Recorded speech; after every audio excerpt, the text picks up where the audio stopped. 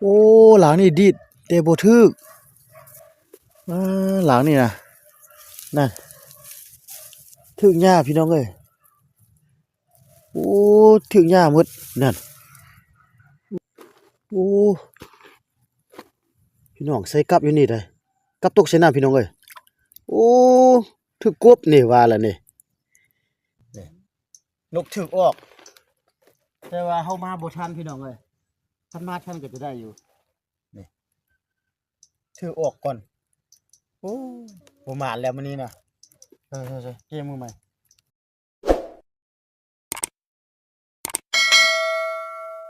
สบายดีสบายดีพี่น้องนี่เดี๋ยวนี้อาจารย์ออกมาใส่อันน่ะตุ้มกบแล้วก็ว่าจะมาใส่นกเลยลุงเพิ่นบอกเนาะเดี๋ยวทางไหนลุงเพิ่นหาก็จุ่มป่าอยู่ เพิ่นตึกป่าได้2ตัวแล้วนะได้ขี้กระเดือนแต่2ตัวเพิ่นตึกหันได้2ตัวแล้วนี่เขาจะตัดเป็นตอนนะพี่น้องเขาจะตัดเป็นตอนแล้วเขาจะใส่กับนกนะแต่ว่ามีนกขาวนะนกย่างขาวนะมันมากินนะพี่น้องแล้วมันลงอยู่นี่ตลอดแล้วก็ลุงเพิ่นจะใส่ลองเบิ่งอ่ะนะเขาจะใส่กับเอามาแต่4อันแล้วก็มื้อนี้เครื่องอุปกรณ์ที่ว่าหาอยู่หากินน่ะเอามาเอากับนกแดแล้วก็จะมีกับหนู5อันกับนก4อันแล้วก็มีอันน่ะต้มเต้นเนาะต้มนี่ๆภาษาไทยว่าสาวน้อยตกน้ำอันน่ะมี8อันพี่น้องจะให้พี่น้องเบิ่งนี่มันต้มเนาะต้มเยื่อปลานี่ต้มเลยแล้วก็อันนั้นกับเนาะกับมันจะไปใส่อยู่บ่นี่นะพี่น้องนะนี่เรียบๆอันน่ะส่วนๆนั่นแช่มันน่ะส่วนมันต้นนี่นะมันสับปะหลังนี่แหละนี่เดี๋ยวฮอดอยู่บนแจนี่ชุดก่อนๆมาน่ะมีหอยอยู่แต่ปัจจุบันมันหนีบ่เรายังอยู่กับบ่ฮู้เนาะนี่ลุงเพิ่นนี่ได้ปลา2ตัวอยู่นี่เพิ่นเราจะตัดนะเขาจะตัดแล้วก็จะใส่อยู่แต่ว่าปลาใหญ่แล้วพี่น้องมันบ่ค่อยมีนะทึกมันก็เอานิ้ว1หรือ2นิ้วนี่หรือว่าซ้ำปลาซิวนี่มันจังดีไปพี่น้องพาพี่น้องไปใส่กับหนูก่อนนี่กับ5อันพี่น้องเยอะๆน่ะเป็นเยอะมันต้นน่ะมันต้นนั้นสับปะหลังนี่แหละชุดก้อนๆก็มาใส่เทื่อนึงพี่น้องมันก็เขาจะลอกเอามากับ5อันพี่น้องเบิ่งก่อนมันมีหอยบ่โอ้มันแปลนหมดละอยู่หันเห็นบ่ขวยหนูพี่น้องนี่ขวยแบบนี้ขวยใหญ่ๆนี่ต้องแม่นขวยหนูแม่หรือว่าขวยหนูหรือว่าขวยอ้วนพี่น้องขวยใหญ่ๆเบิ่งดูเนาะอาจารย์จะใส่อยู่นี่อันนึงเด้อใส่อันนึงทิ่มใส่อยู่บ่นี่ล่ะ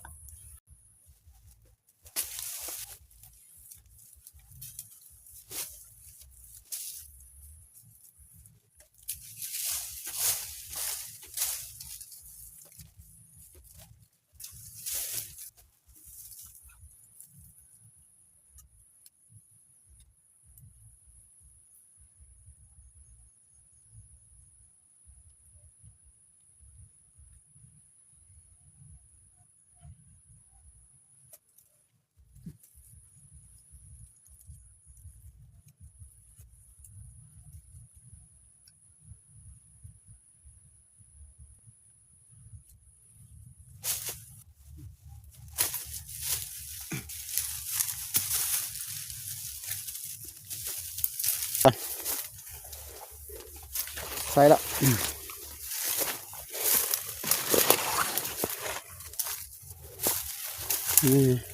นี่มันขวยเก่าแต่เมื่อก่อนเพิ่นน่ะพี่น้องนี่นะขวยเก่าแต่ก่อนเพิ่นล่ะใส่อยู่นี่โอ้ยทิศทางหนูแต่เก่าเพิ่นล่ะนี่ใส่อยู่ในหลังนึงเด้อนี่ก็ขวยเก่าๆเลยเชี่ยออกก่อนเชี่ยนี่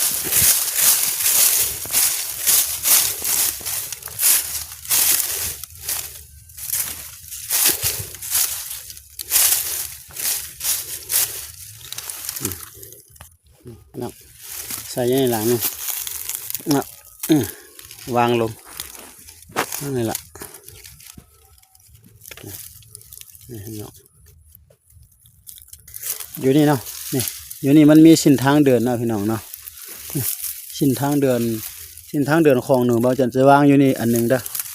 นี่วางใส่บนนี่ฮะวางอยู่บนข้างมันต้นนี่เด้อนี่เส้นทางเห็นบ่นี่พี่น้องทางหนูเด้อนี่นะจะวางอยู่นี่อันนึง ขออนุญาตใส่ก่อนไปยังเหลือกับสองหลังพี่น้อยเขาจะเลิกเขาจะซอกใส่บอลเด็ดๆเอาเนาะหนูมันลงแคมนะพี่น้องนี่มันลงอันน่ะแคมน้ำแล้วพี่น้องเอ้ยมันไปชอกกินหอยนะนั่นมันหากินหอยนะให้จังก็จะเลาะๆไปนี่ก่อนนี่ชิ้นทางเดินของหนูเห็นบอลนี่แล้วขักอยู่นี่จะวางอันหนึงพี่น้องนี่วันนี้หันเด้อนี่วันนี้ใส่ตัวหนึงก่อนพี่น้องแต่ว่าหัวเสื้อก็ไม่ได้เอามาพี่น้องไม่ได้เอาหัวเสื้อมาใส่ล่าๆเลยพี่น้องนี่วันนี้อันนึงจะใส่อยู่วันนี้เนาะวันนี้ละอาจจะใส่อันนึงก่อนเคลียร์นี่ก่อนวันนี้เนี่ยเอามา2 อย่าง 3 อย่างเด้อทั้งกับหนูเด้อทั้งกับนกเด้อทั้งต้มกบเด้อก็จะลองเบิ่งใส่นี่เนาะวันนี้เนี่ยไม้ในสวนอันงามอยู่เด้อพี่น้องนี่หนูมันจะออกมาอยู่นี่นะพี่น้องนี่หวยมันนะมันทางมันเดือนลงไปนี่ไปเขาจะไปเบิ่งทางเจนั่นก่อนพี่น้องยังมีกับหลังเดี๋ยวตายอ่ะ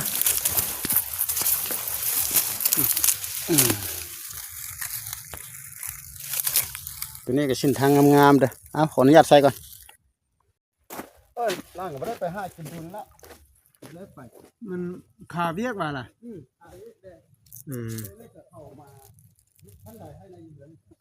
โอ้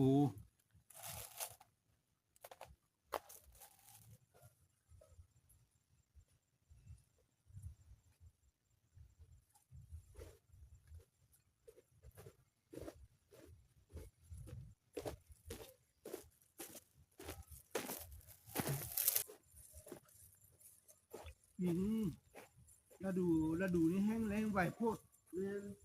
ปีนี้ฝนหลายเนาะฝนตกบ้านเนี่ยฮดงามแรงมันแห้งแล้งไหวโพดเนี่ยมักแข้งก็บ่งามมักแข้งก็บ่งามเลยนะนี่มักแข้งก็บ่งามแห้งไหวโพดน้องนี่ก็น้ำน้องนี่ก็ว่าลงไหวแท้ไหวว่าปีนี้ต้องได้เอาน้ำเข้าที่มีปลาปีนี้จะได้เอาใส่โซลาร์เซลล์อยู่เหือนจะมาใส่นี่ยันพอมันรักอีกแล้วก็โซลาร์เซลล์หันติดตั้งในเหือนแล้วก็ต่อท่อมาตัวโทรน้ำมาแล้วก็จะมาปล่อยน้ำบนเมนี่มันจะแห้งแหละมันจะแห้งมีปลาแห้งนะเดือน3เดือน4เนี่ยก็แห้งแล้วนะแน่นอนนะเดือน4เดือน5เนี่ยแห้งแหละแห้งคือปีกายนั่นแหละจนพื้นนอกนี่ก็จนแตกสะหมดเลย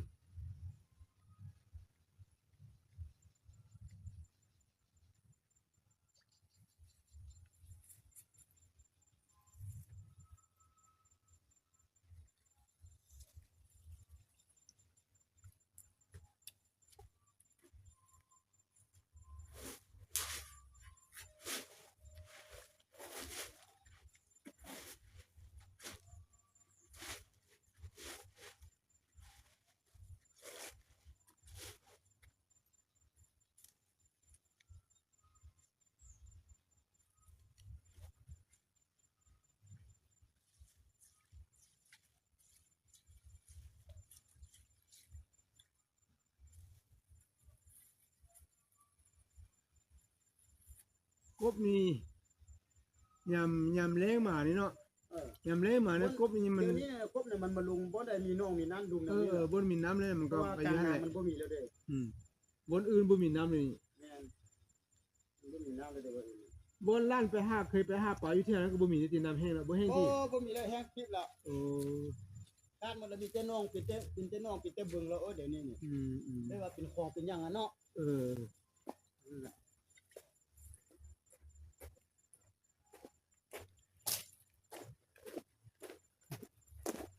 เอาทักทายสบายดียามเช้าพี่น้องวันนี้เบาจันออกมายาม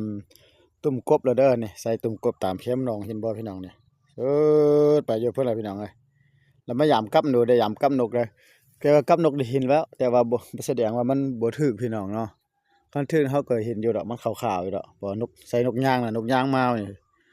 แต่ก็เช้านี้ยังบ่ทันมาเถอะเดี๋ยวจะพาพี่พาน้องไปยามกับก่อนไปเอากับก่อนไปพี่น้องใส่กับไว้นะ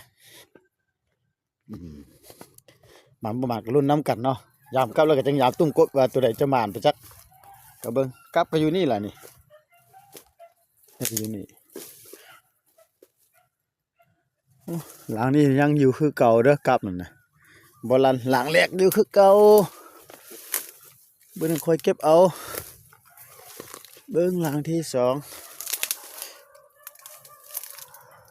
หลังที่สองให้ซะเนาะหลังนี้ก็บ่ลันหลังที่สองก็อยู่คือเก่าพอบ่ได้ใส่หัวเสื้อเด้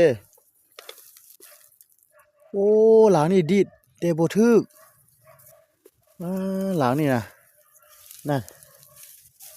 ถึกหญ้าพี่น้องเอ้ยโอ้ถึกหญ้าหมดนั่นโอ้ใส่อยู่นี่นะเป็นหยังได้ไหนมันถึกหญ้าวะนั่นนี่เส้นทางหนูบักดีๆพี่น้องเห็นบ่โอ้ยยังสองหลางสุดท้ายแล้วสิบ่มานแล้วบ่กลับหนูนะไปนี่หลังหนึ่งมีลันบ่บ่ลันพี่น้องเอ้ยหลังนี่บ่ลัน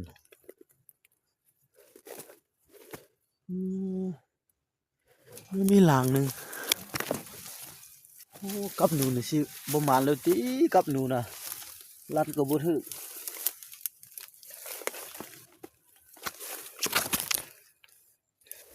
นี่หลังนี่ก็บ่ลันโอ้กับหนูมันสลาดพี่น้องบ่ถือพี่น้องเอ้ยนี่เก็บก่อนลันแต่ลันฟ้าวแต่ลางเดียวอ๋อเสียดายเก็บก่อนเด้อพี่น้องเด้ออันปิ้งกบนะพี่น้องนี่กบ2ตัวได้แต่2ตัวเช้านี่นะ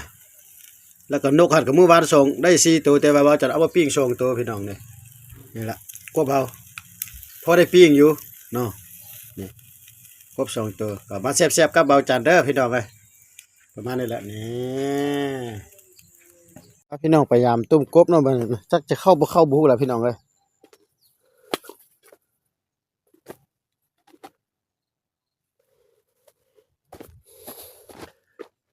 นี่โอ้พี่น้องใส่กับอยู่นี่ได้กับตกใส่น้ำพี่น้องเอ้ย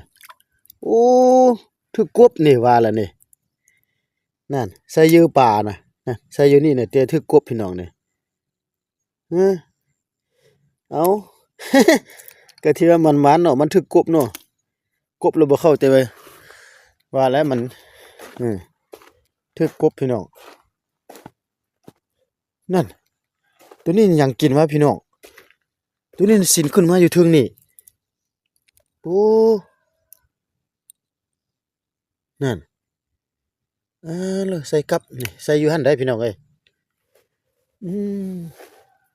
สินขึ้นมาอยู่เทิงพี่เบิ่งตัวนี้ก่อนเก็บตัวนี้ก่อนโอ้จะเข้าอยู่บ่เข้าพี่น้องเอ้ยนี่โอ้กบบ่อยู่นี่หลังแรกเหี่ยว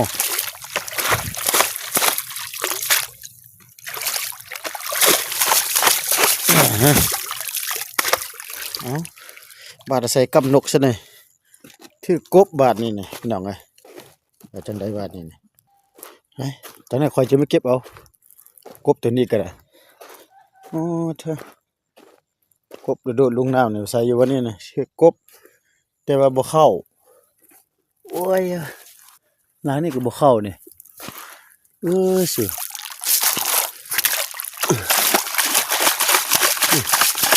ปีกนกนะปีกบ่มานแล้วพี่น้องเอ้ยบ่เข้าจักหลางเลยเนี่ยโอ้บ่มานเนี่ย